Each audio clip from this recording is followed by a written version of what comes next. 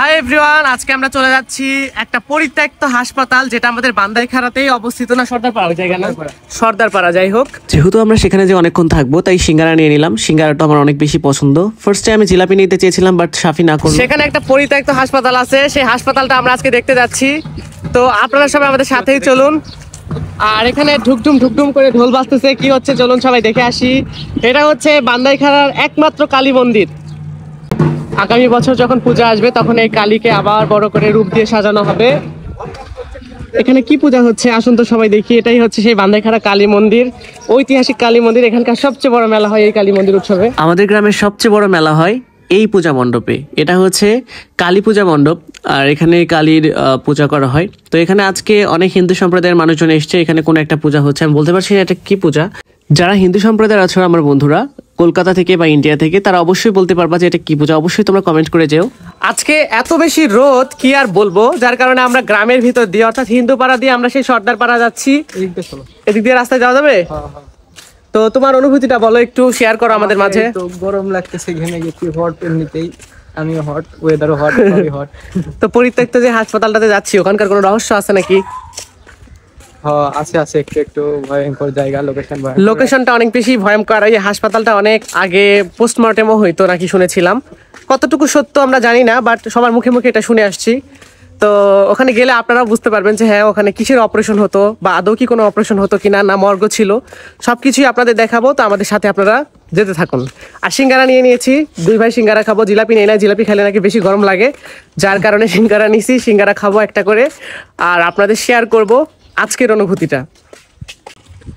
তো এভরিওয়ান, আমরা গাছগাছালির সাইড দিয়ে একটা রাস্তা আছে, সেই রাস্তা দিয়ে আমরা হাঁটতেছি। এই জায়গাটা রাতের বেলা খুব কম মানুষ হাঁটাহাঁটি করে। যদি বলবেন যে হ্যাঁ তুমি খালি বানায় বানায় কথা বলো, না আসলেই সত্যি। এই যে সাইড দিয়ে যে গাছগাছালি আছে, এখানে বাড়িঘরও অনেক কম, দেখতে পাচ্ছেন বাড়িঘর একদম কম। তো আমরা যাচ্ছি সেই পুকুর পাড়ে এবং সেই হাসপাতালটা দেখতে, আপনারা সাথেই চলুন। এই জায়গাটা ছিল অনেক অশরীরী, মানে অনেক ভয়ঙ্কর। আগে এখানে অনেক, মানে এই পুকুরে অনেক মানুষ গোসল করতো, বাট ওই যে দেখতে পাচ্ছেন ওই পাশে অনেকে খেয়াল করে দেখতে পাবেন সিঁড়ি আছে। তো ওই সিঁড়ি দিয়ে আগে অনেক বেশি মানুষ নামতো, গোসল করতো। এখন দেখা যায় না যে এখানে কেউ নামতেছে। এটা হচ্ছে সর্দারপাড়া বড় মসজিদের পাশে এই পুকুরটা। তো সেদিক দিয়ে আমরা হেঁটে হেঁটে যাচ্ছি, আমরা আমাদের গন্তব্যে এখনো পৌঁছাই নাই। তো দেখা যাক কোন পর্যন্ত যেতে পারি আর কতটুকু আপনাদের দেখাতে পারি। করে খেয়াল করে যদি দেখেন, এটা কিন্তু একটা হা করা গাছ, অনেক মানুষকে নাকি খেয়ে ফেলছে আমরা শুনেছিলাম। কেমন লাগতেছে অবশ্যই জানাবেন। তো গাইজ আমরা সবাই চলে আসছি, মানে আমরা সবাই বলতে আমরা দুইজন চলে আসছি। এই যে পাশে যে কুয়াটা দেখতে পাচ্ছেন, এই কুয়াতে অনেক মেয়েরা, অনেক মানে রমণীরা বিয়ের আগে প্রাণ দিয়ে দিয়ে মারা গেছে। প্রাণ দিয়ে দিয়ে বলতে মানে মারা গেছে আর কি। তো সেই জায়গায় আমরা আসছি। এই জায়গাটা অনেক ভয়ঙ্কর, আগে তো মানুষ এখানে আসতেই চাইতো না। তো এখন আমরা তো অনেক সাহসী, যার কারণে এখানে এসেছি। এই জিনিসটা কি, এই জিনিসটা কি কবরস্থান নাকি? না, এই যেগুলা কি জানি মাছ চাষ করতো মনে হয়। এই যেগুলা বড় বড় কুয়া ছিল, এখন ভরাট করে ফেলা হয়েছে। তো অনেক ভয়ঙ্কর। এই গাছটা দেখুন না, এই গাছটা দেখলে আপনারা বুঝতে পারবেন। আমি হয়তো গুছায় কথা বলতে পারতেছি না, কারণ অনেক বেশি ভয় লাগতেছে আমার। আসুন দেখেন, এই যে গাছটা দেখুন, এরকম গাছ কি এর আগে আপনারা কোনোদিন দেখছেন? যদি দেখে থাকেন অবশ্যই কমেন্ট করে জানাবেন।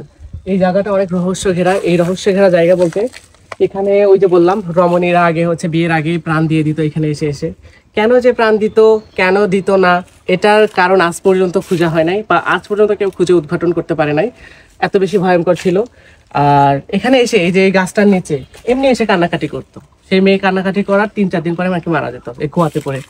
কারণ কি ছিল আজ পর্যন্ত জানা যায় না। এই দিঘিটা দেখুন কতটা অশরীরী ছায়া মনে হয় এই দিঘির আশেপাশে আছে, এতটা বেশি ভয়ঙ্কর। আমার তো খুব বেশি ভয় লাগে। আপনারা যদি এই জায়গায় আসতেন আপনারাও বুঝতে পারতেন যে হ্যাঁ কতটুকু ভয়ঙ্কর এই জায়গাটা। চারিদিকে দৃশ্যটা দেখলে আপনারা বুঝতে পারবেন।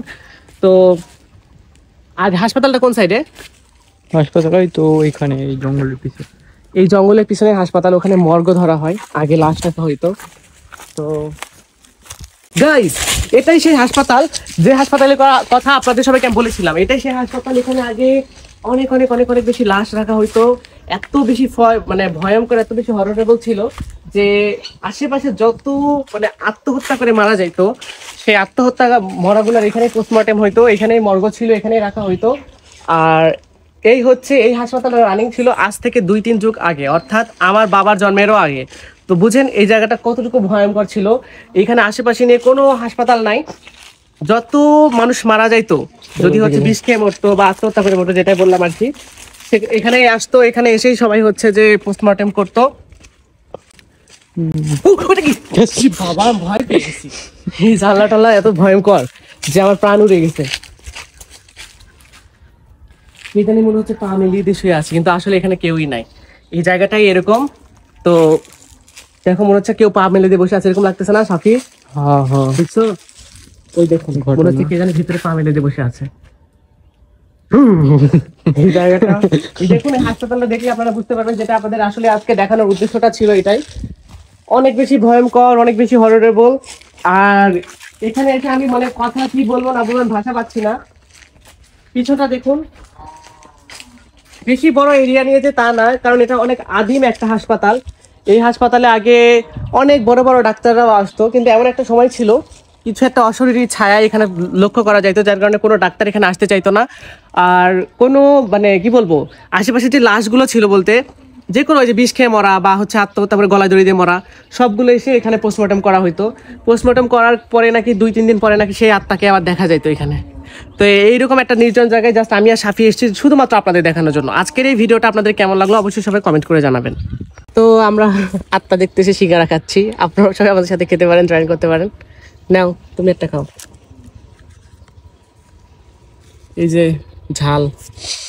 আমরা মরিচ দিয়ে সিঙ্গারা খেতে অনেক বেশি পছন্দ করি, আমাদের অনেক বেশি ভালো লাগে।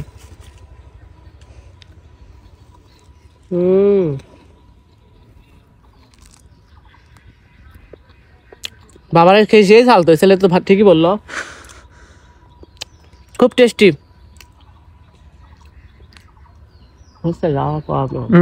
সবশেষে কেমন লাগলো আজকের ভিডিওটা অবশ্যই সবাই কমেন্ট করে জানাবেন।